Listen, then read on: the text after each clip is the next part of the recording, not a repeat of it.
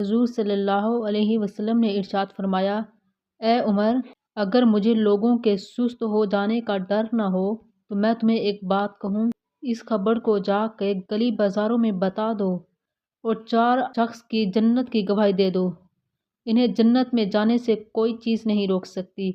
عرض کیے، یا رسول اللہ صلی اللہ علیہ وسلم، وہ کون کون سی؟ تو آپ نے فرمایا، ایک وہ عورت جس نے اپنی ساری محبتیں اپنے خاوند پر نچھاور کر دی اور اس حال میں مری کہ اس کا شوہر اس پر راضی تھا۔